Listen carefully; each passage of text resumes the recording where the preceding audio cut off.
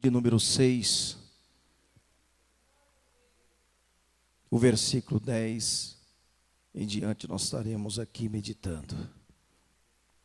Eu quero primeiramente agradecer a Deus por esta oportunidade, embora somos aqui da subsede, mas sempre temos que ser gratos ao Senhor, porque cada momento, cada oportunidade que temos, é um momento ímpar diante do Senhor, porque é pela bondade e a misericórdia.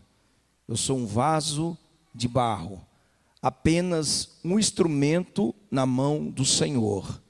Eu sempre oro pedindo que o Espírito Santo de Deus nunca me deixe esquecer que apenas sou instrumentalidade na mão do Senhor, porque qualquer coisa sobrenatural que ocorrer no culto, no momento que nós estamos ministrando, toda a honra e toda a glória seja dado ao nosso Deus. Amém, queridos?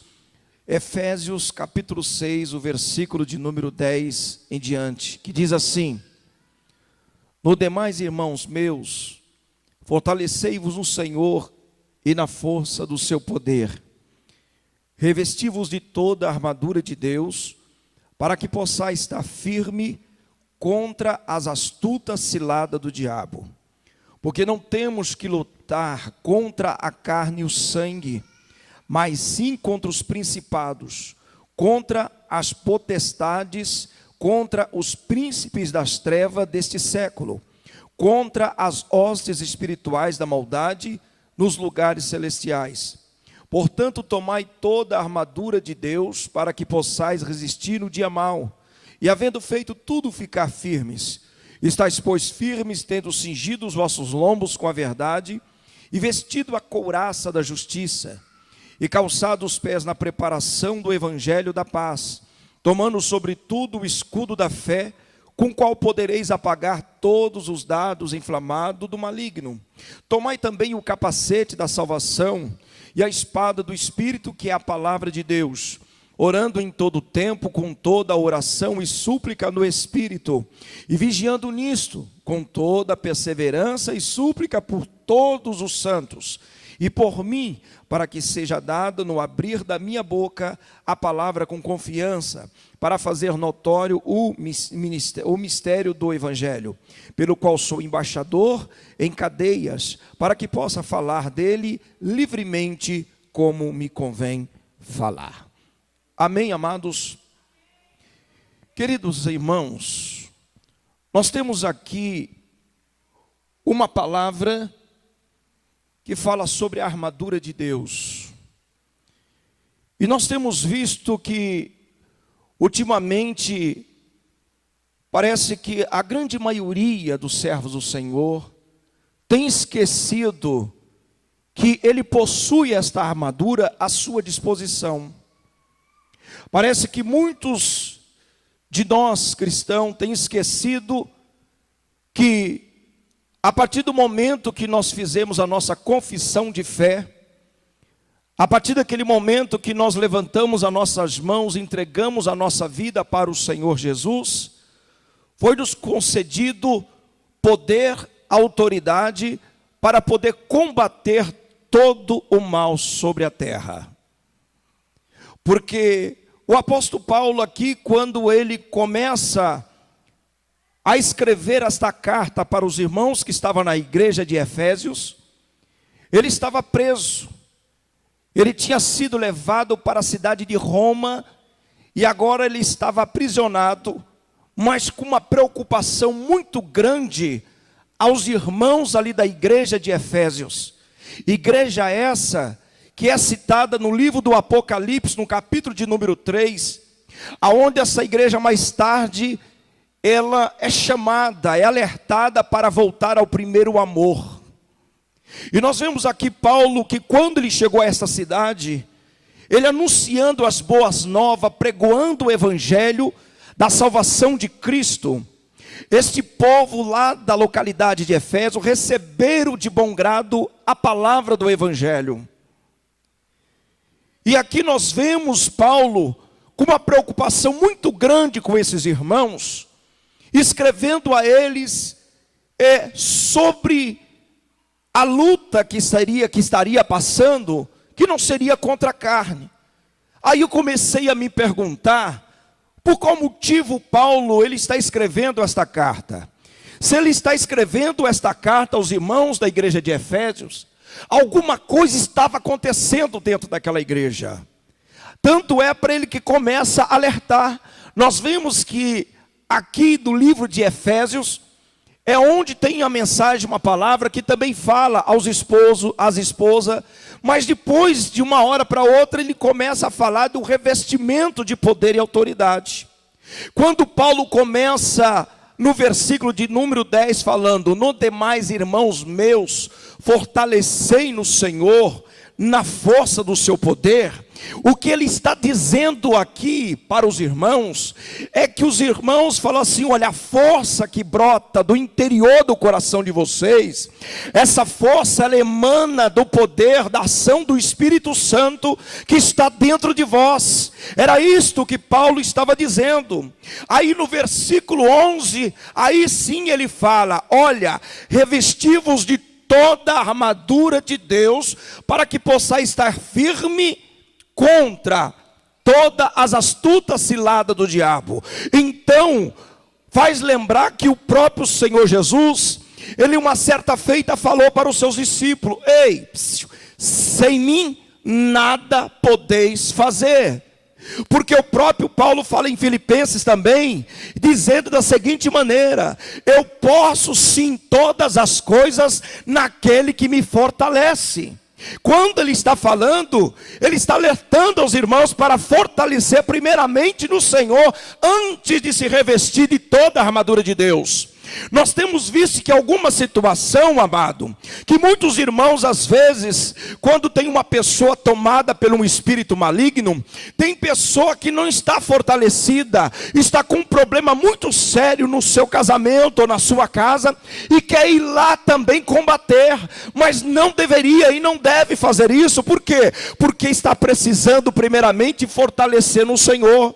Se uma pessoa ela não está na oração, se ela não entra no propósito, se ela não está fortalecida na palavra, não adianta entrar no combate com o inimigo. Sabe por quê? Porque a palavra de Deus ela me revela que existe 3 reinos. Eu disse o que, igreja?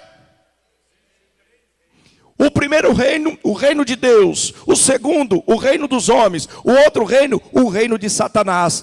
Desses 3 reinos que existem, o mais fraco deles, obviamente, é o reino dos homens. Então existe uma batalha a todo momento, igreja.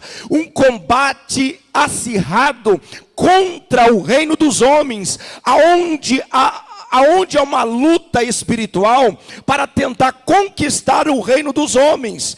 Não é à toa que quando nós entregamos a nossa vida para o Senhor Jesus, nós começamos a passar por problemas e por luta. O crente passa por luta, por quê? Porque ele caminha na contramão do mundo. O crente ele passa sim por prova, por quê? Porque o inimigo ele não quer que você vença a batalha, mas existe, irmãos, na verdade uma situação que muitas pessoas não prestam e não percebem isso, que a tua luta não é contra a carne, a tua luta não é contra sangue, a tua luta não é bater boca com o irmão, enquanto que muitos deixam uma brecha muito grande, achando que o problema é pessoal, mas não é, meu querido. O que Paulo estava dizendo para os irmãos ali na igreja, provavelmente que estava vendo ali um problema acirrado, um problema de irmão contra irmão. Ele estava falando, meus amados, a luta não é contra a carne. Eu não tenho inimigo dentro da igreja. O único inimigo que eu tenho é inimigo das vossas almas. É um que chama-se Satanás, aonde vários demônios são comandados por ele. Então a nossa luta é uma luta espiritual nas regiões celestiais. Para que você possa entender, meu amado, na verdade existe 3 tipos de de batalha. A batalha a nível solo, que é quando uma pessoa está totalmente oprimida ou possessa de demônio, eu vou até ela pela autoridade do nome do Senhor Jesus e imponho as minhas mãos e começo a ministrar. Essa é a batalha de corpo a corpo ali de solo, aonde nós repreendemos o espírito que está sobre a vida das pessoas. O povo ali da igreja de Efésios, eles acreditavam, na verdade, no espiritismo. Tanto é que quando nós vamos no livro de Atos, no capítulo 19, se eu não me engano, no versículo 13, nós vemos ali os judeus ali exorcizando os filhos de Seva, saindo por os lugares para expulsar demônio. Só que a diferença é que eles não conheciam, na verdade, o Deus que Paulo servia, a qual pela própria boca de um demônio pegou e declarou: eu conheço Paulo e conheço o Deus que Paulo serve, mas quem são vocês? Ele na verdade não tinha autoridade, eles não tinham a intimidade com Deus para poder expulsar demônios. Então existe também outro tipo de ação demoníaca, que é a ação de organização, que é a ação governamental, aonde eles têm atuado no meio do governo, no meio das empresas, no meio de como possamos dizer, aonde estão os governos, comandantes, os líderes, ali nós temos vendo que o inimigo tem trabalhado. Existe também a outra maneira de possessões, é tomada de cidade, aonde vários lugares, algumas regiões, elas são tomadas por um principado e potestade, aonde existe uma hierarquia demoníaca. Para que vocês possam ter uma ideia, fiz um levantamento, pastora Thaídes, e eu fiquei sabendo que aqui na região de Minas Gerais, um lugar que houve um grande crescimento de evangélico é a cidade de Betim. A cidade de Betim é a cidade onde tem maior número de evangélicos e aonde houve uma grande melhoria, aonde na verdade o principado ali não tem sido tanto como em Belo Horizonte, algumas regiões da cidade de Belo Horizonte, aqui da região dos bairros, aonde a potestade tem sido muito forte. Se você andar pela rua, você vai perceber que em alguns lugares do centro da cidade existe um peso muito grande, próximo da rodoviária, outros lugares, mas existem outros lugares que o demônio ele trabalha na forma do quê? Na forma da ostentação, na forma do dinheiro. Então ele tem várias maneiras, ele é astuto, ele é ardiloso, ele é manhoso, ele não tem pressa, meu querido, para poder pegar um crente, porque ele sabe que o cristão que está na presença de Deus, está alicerçada pela palavra do Senhor, ele não tem como derrubar, mas ele tem uma maneira que ele age, sabe com o que é? Lançando a dúvida, tentando na verdade te colocar contra Deus. Então muitas vezes os crentes estão na presença do Senhor, mas na verdade eles estão presos, eles estão amarrados, eles estão totalmente acorrentados por alguma coisa. Você quer ver um exemplo? O Senhor Jesus, o Senhor Deus, lá no Antigo Testamento, ele tinha uma promessa feita para o povo de Israel, que seria herdar a terra prometida. Sim ou não, igreja? Pois bem, através de Josué, atravessaram o Jordão, chegaram à terra prometida, a terra de Canaã, que manava leite e mel. Só que tem os detalhes. Foi dada uma ordem para que eles tirassem do meio deles todo poste ídolos, todo tipo de idolatria. É para acabar com todo o povoado que tivesse ali, não era para sobrar nada e nem fazer aliança. O que foi que o povo de Israel fez? Começou a ter aliança com o povo pagão, meus amados. E ali eles começaram a adorar outro tipo de deuses. Uma das coisas que estavam na lei, uma coisa que Deus abomina é idolatria. E foi aonde o povo de Israel foi pego, na idolatria. E eles foram dominados dentro da sua própria terra. Eles foram totalmente dominados pelo inimigo e foram levados a cativeiro. E hoje não está sendo diferente. Tem muitos crentes que estão totalmente presos por algum problema, aonde o inimigo tem dominado dentro de casa. E eu quero falar aqui bem claro para vocês. O Senhor Jesus não vai descer do céu para expulsar o demônio que possa estar dentro de casa. Ele não vai mandar o anjo tirar aquele espírito maligno que está perturbando dentro de casa. Sabe por quê? porque o Senhor nos deu este poder e autoridade, você como mortal, eu como ser humano imortal, por isso que o diabo te odeia, sabe por quê? Porque é o único povo na terra, são aqueles que são crentes em Jesus, que tem poder para expulsar todo espírito maligno e principado e potestade. É a igreja militante na terra, é o único que tem poder para expulsar. Espírita não tem poder nenhum outro tem se não tiver na presença do Senhor. Aí alguém fala assim, mas pastor Josué, eu já vi espírita expulsando o demônio. Não, meu amigo, provavelmente só estavam negociando. Eles perguntam, quanto foi pago para você atormentar esta pessoa? Ah, foi um charuto e foi uma cachaça. Foi mesmo? Então eu te dou o dobro para você deixar essa pessoa. É a única maneira que eles têm para poder sair um espírito maligno de uma pessoa. Mas mesmo assim, aquela pessoa ainda continua acompanhada por demônio, não é liberta. Mas o crente em Jesus Cristo, cheio da unção, cheio de poder, ele levanta a mão, e quando o diabo vê, ele vê poder e autoridade, porque tu tem a marca do sangue do Cordeiro. E Paulo ele fala aqui no versículo do número 12, porque não temos que lutar contra carne e sangue, mas sim contra o principado. Quando fala principado, está falando de alguém que tem o reino, porque não existe um príncipe que não tenha reino. Então está falando que existe realmente um reino para esse principado. Existe na verdade algum nesse reino, algum que trabalha para esse rei. Existem os seus conservos, seus emissários que trabalham para ele. Porque não existe um reino que não haja um rei, que não haja um príncipe e que não haja os seus soldados e que não haja aqui um sirva. E aqui Paulo ele fala contra potestade. Quando fala potestade, está falando de alguém que tem poder sobre o ar, sobre a natureza. E Satanás ele tem poder sobre a natureza.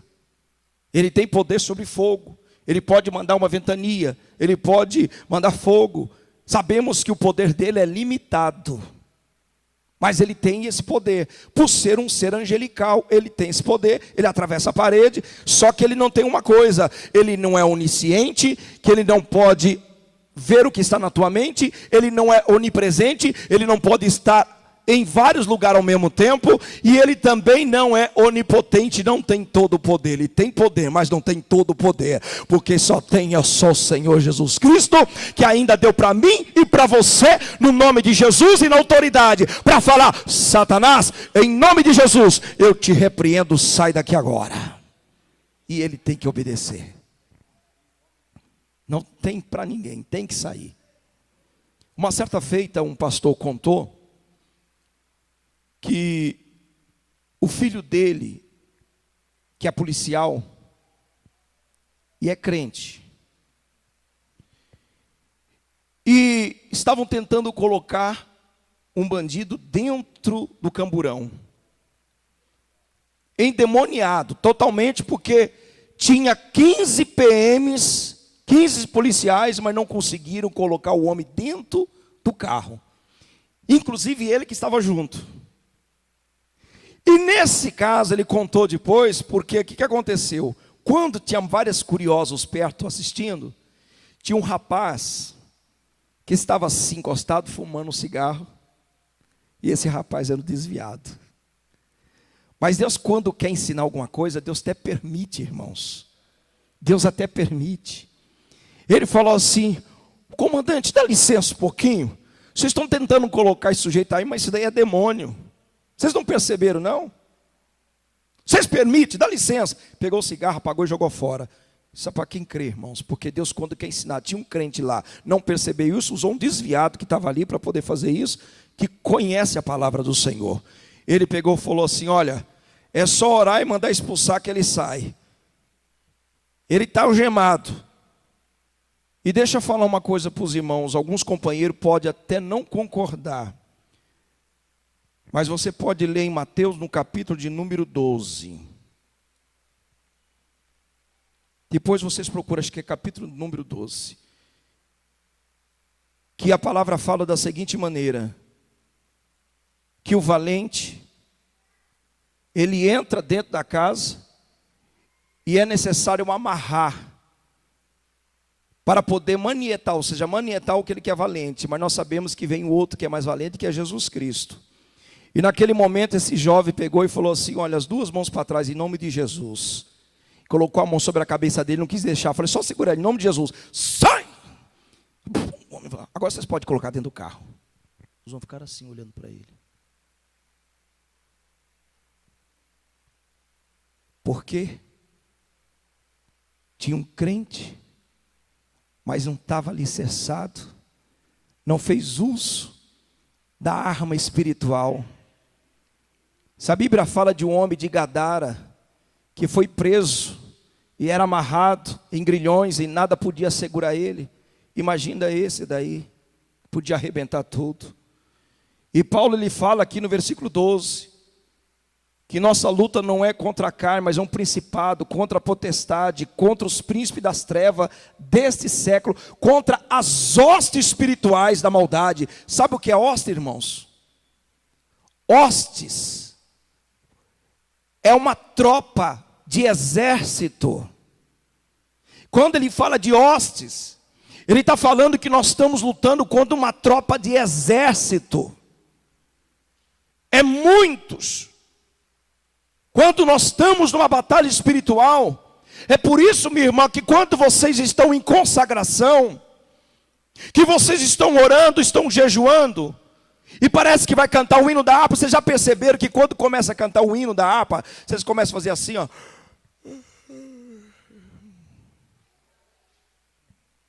Ou então quando vai pegar a Bíblia, você lê revista, você lê super inteiro, você lê qualquer outro tipo de leitura, jornal, você vai lendo. Aí quando pega a Bíblia para ler, você começa a fazer assim, ó. Vocês já perceberam? Que não consegue? Vocês acham que o diabo quer que você leia a Bíblia? Vocês acham que o diabo quer que você, na verdade, ore? Você acha que o diabo quer que você louve ao Senhor? Você acha que o diabo quer que você fale mistérios?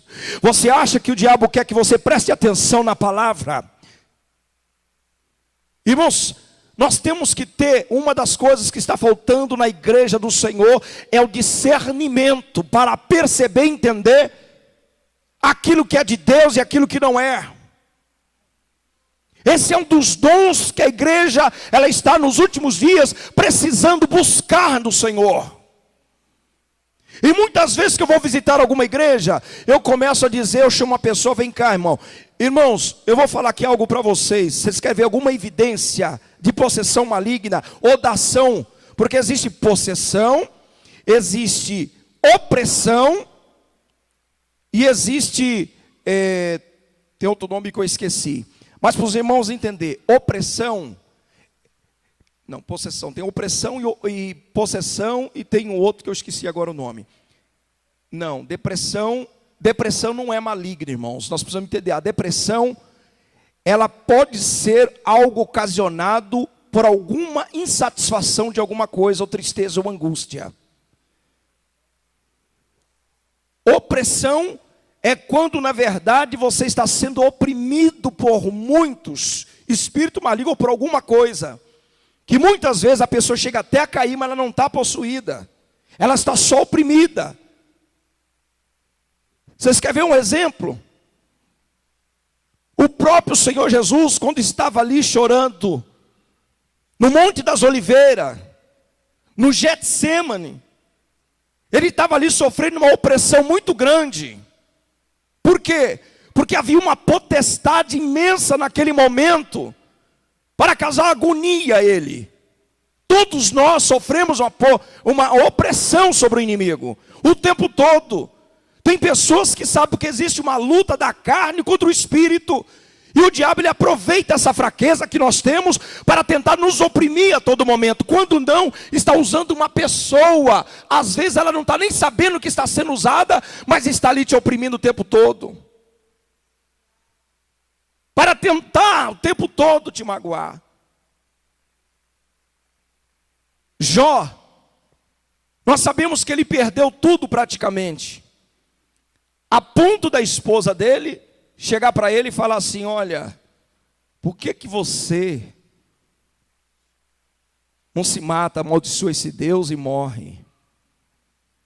Jó, ele estava debaixo de uma opressão muito grande. Mas o Senhor Deus deu vitória. E possessão é quando o inimigo realmente toma o corpo daquela pessoa. Quando é dada uma brecha ali, vai e entra e usa aquela pessoa para poder fazer mal a outras pessoas, como nós temos visto nos jornais o que está acontecendo ultimamente. A troco de nada está se matando, estão-se, na verdade, um grande número de pedofilia, tudo que não presta está acontecendo, queridos.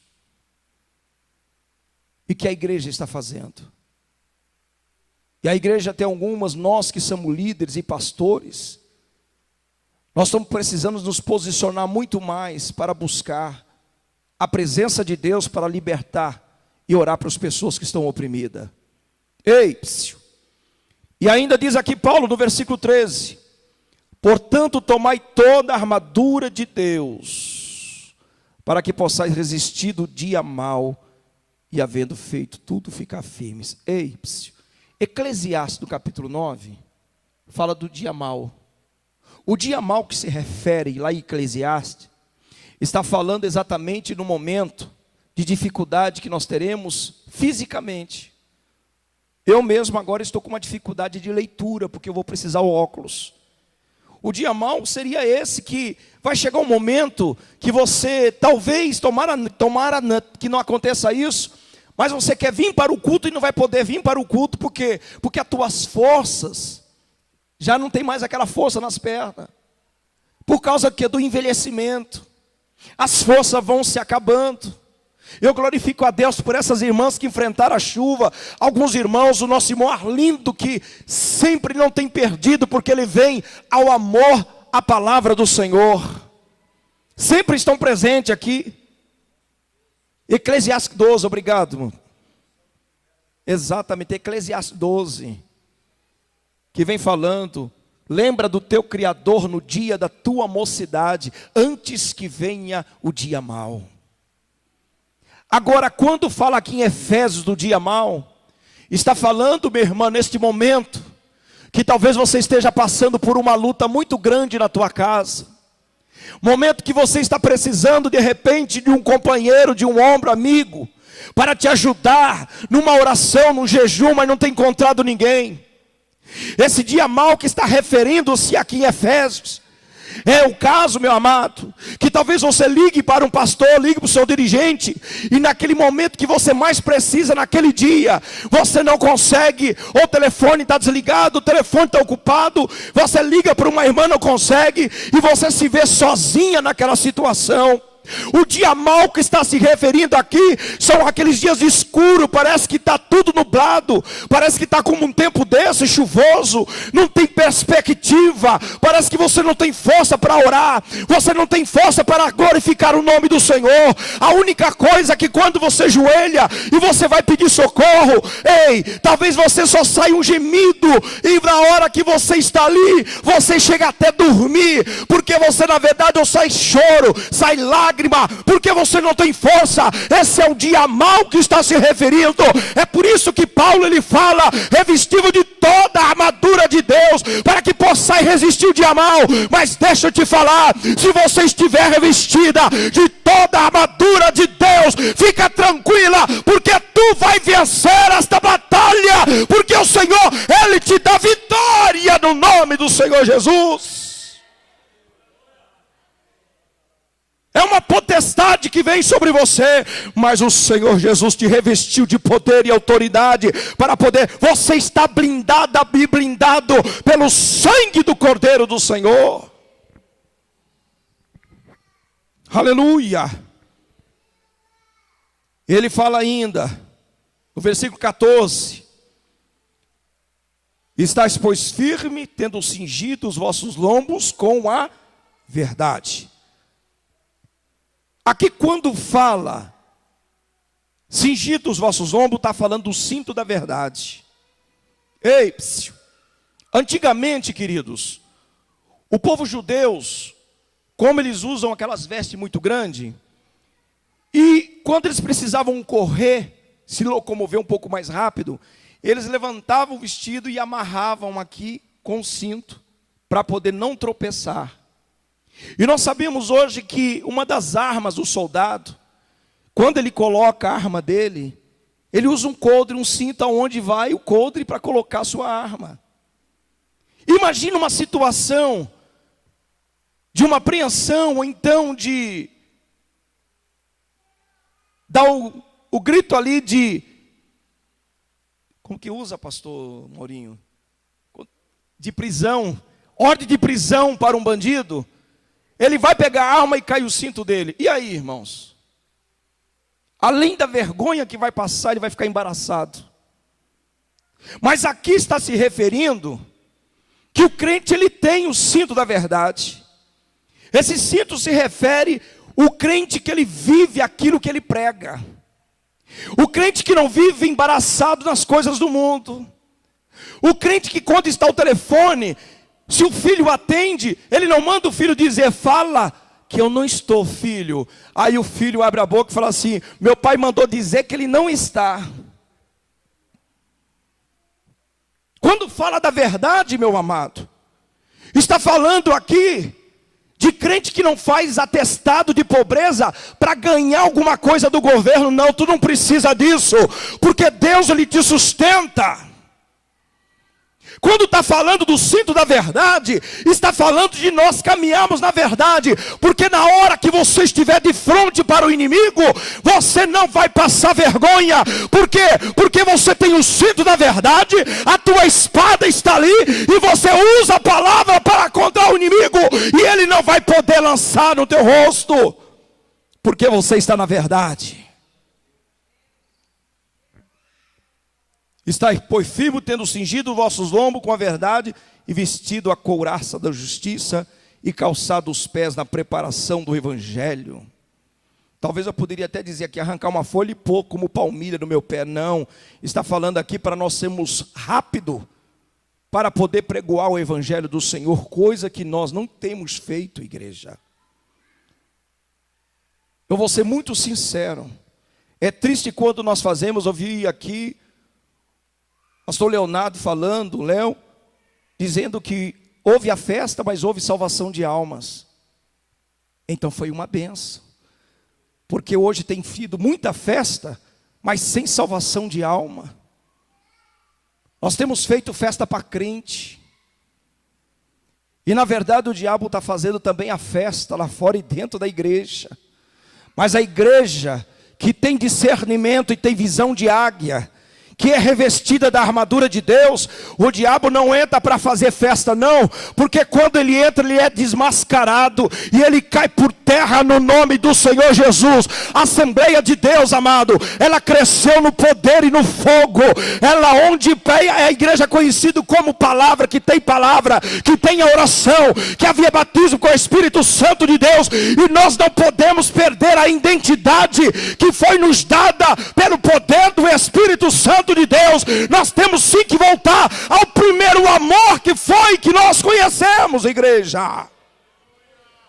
Nós não temos que copiar nada lá fora, porque na verdade foram eles que copiaram.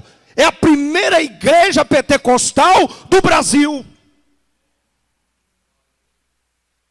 E aí começaram a surgir ramificações nessa Assembleia de Deus.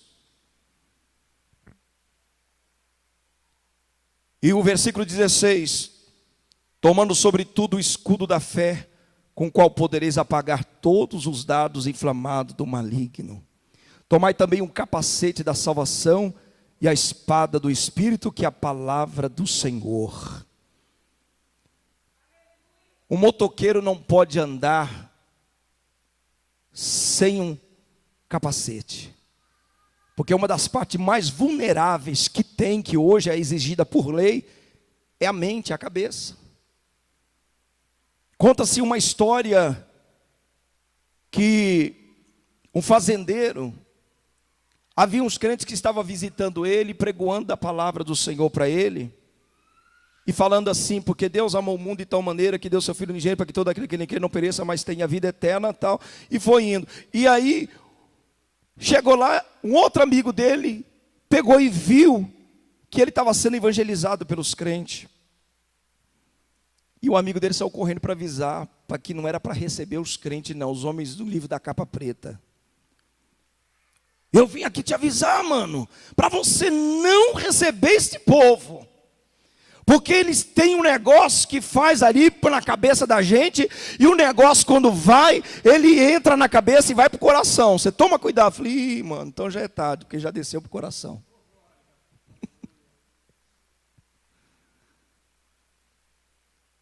E uma das áreas que o inimigo trabalha na vida do crente, quantos crê que tem promessa de Deus aqui, minha irmã?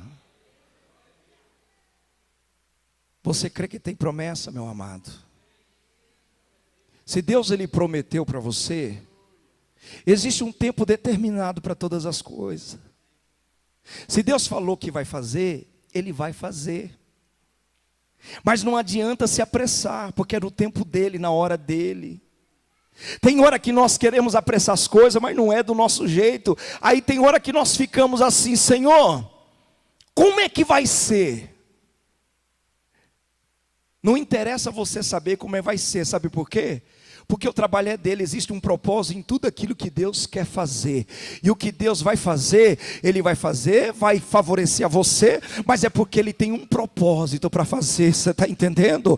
Então se você acredita em milagre e tem promessa, não deixe o espírito da dúvida soprar no teu ouvido, não. Como tem assoprado, como tem hora que momento que dá vontade de desistir. Tem dia que dá desânimo, falar, hoje eu não vou para o culto não. É sempre a mesma coisa, mas Deus está aqui dizendo nesta noite para ti, homem, que o Senhor Deus prometeu, e quando vier essa dúvida, pode repreender, porque é a voz do inimigo tentando roubar a tua fé. Se Deus prometeu, Ele vai cumprir na hora certa.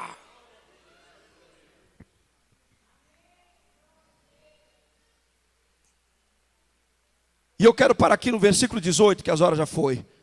Orando em todo tempo, com toda oração e súplica no Espírito. Vocês estão vendo que não tem como correr? E é uma coisa que tem acontecido. Eu vou falar das Assembleias de Deus, que hoje quando nós chega no culto, 7 horas, no horário. Se o líder não estiver aqui, o que fica de gente batendo papo, conversando, jogando a conversa fora. Não é mais fácil você marcar uma visita para o teu irmão e ir lá visitar para vocês ficarem conversando?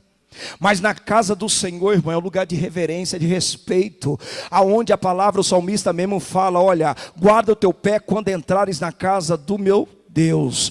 Então quando nós entramos aqui, a primeira coisa, meu irmão, se o católico ele tem o hábito de reverenciar a imagem que está lá na frente, faz assim, e faz o sinal e ajoelha quando entra, e nós que somos conhecedores da verdade, que salvamos, que nós conhecemos um Deus que pode fazer o milagre, que cura, liberta, que salva, e tem a promessa de levar para o céu, por que que nós não respeitamos, não reverenciamos? Se o Senhor está falando orando todo o tempo, é orando mesmo, meu irmão, e quando fala de súplica, não veio ainda, continua suplicando, Senhor, Senhor salva, Senhor, eu apresento o teu servo, papai amado, eu oro pela vida dele, Senhor, continua suplicando, continua buscando, continua insistindo, continua persistindo, porque Deus, Ele vai responder com toda certeza. E Paulo estava falando isso. E o interessante é que Paulo estava preso, mas ele não estava preocupado por ele estar preso na prisão, não. Ele estava preocupado ainda em divulgar a palavra do Senhor, porque era plano de Deus que Paulo estivesse preso. Se você for para o hospital, meu amado, existem algumas situações que acontecem na nossa vida. Senhor, por que eu estou passando essa provação? Se é por ação permissiva de ti, que o Senhor me dê graça para continuar. Senhor, se é ação do inimigo, eu recuso qualquer ação do maligno na minha vida, então eu rejeito e repreendo. Ou Senhor, se alguma coisa está errada em mim, me mostra, Senhor, para que eu me conserte. Porque quando estamos passando por provação, nós temos que fazer essa avaliação para entender por que estamos passando. Agora, se tu está passando porque Deus está te moldando, fica tranquila, porque Deus está contigo. Você não vai ver na Bíblia nenhum que foi vitorioso que não tenha passado. A palavra vitória me faz lembrar que eu tenho que passar por luta. Mas antecipadamente, o que o crente pode se gloriar é que ele sabe com antecipação que ele vai sair vitorioso, que o final vai ser feliz. E Paulo, ele fala assim que ele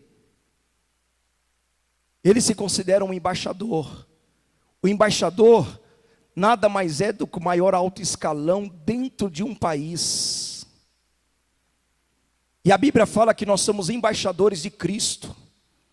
Então, meu irmão, minha irmã, vocês não são pouca coisa não. Vocês são muito importantes, são cidadão do céu, representante do Senhor Jesus aqui na terra. A Bíblia fala que o céu é tomado à força. Se a Bíblia me fala que a porta do inferno não prevalecerá contra a igreja do Senhor, o que eu consigo entender? Eu, como embaixador de Cristo, como igreja de Cristo, então, ou seja, meu amado, não é para ficar sentado somente dentro do banco, não. Se eu tenho filho nas drogas, se eu tenho algum filho, alguém que está no vício, se tem alguém que está no mundo, se tem alguém que está fora do caminho do Senhor, é para eu entrar lá no inferno, arrancar aquela pessoa e trazer para dentro da igreja, amado, porque a Bíblia está me afirmando e falando que a porta do inferno não prevalecerá contra a igreja. Quem é a igreja? É eu e você, nós que somos a igreja. Então é para marchar, é para avançar, é para caminhar, porém você vai até o fim, porque o Senhor Deus, Ele nos dará vitória com toda certeza. Vamos nos colocar de pé em nome do Senhor Jesus. Aleluia. Então sai daqui hoje com toda a convicção que você tem aí a vestidura, a armadura de Deus para poder combater, meu amado. No nome do Senhor Jesus. Levanta a tua mão assim no nome do Senhor. Aleluia. Repete assim comigo. Senhor Jesus, mais alto a igreja. Senhor Jesus, eu sou teu servo e não escravo. Senhor Jesus, eu peço nesse momento todo o revestimento de poder e autoridade. Estou indo para a minha casa, estou indo para o meu bairro, mas aonde eu colocar a planta dos meus pés, farei como Josué, porque eu sou teu servo. E na minha rua, Pai, vai ser uma bênção, porque eu quero fazer a diferença aonde eu estiver, porque eu estou revestido de poder, e eu sou embaixador aqui na terra, representante do teu reino. Amém, igreja? Lembra-se, você como representante, os batedores vão ao teu lado. O caminho está aberto. Não há sinal vermelho para você. Porque como embaixador, você representa um país, nada pode te impedir de caminhar. Porque os anjos do Senhor estão acampados ao redor. Agradeça a oportunidade assim em nome de Jesus. Ainda de pé, vamos encerrar com esta oração. Nós agradecemos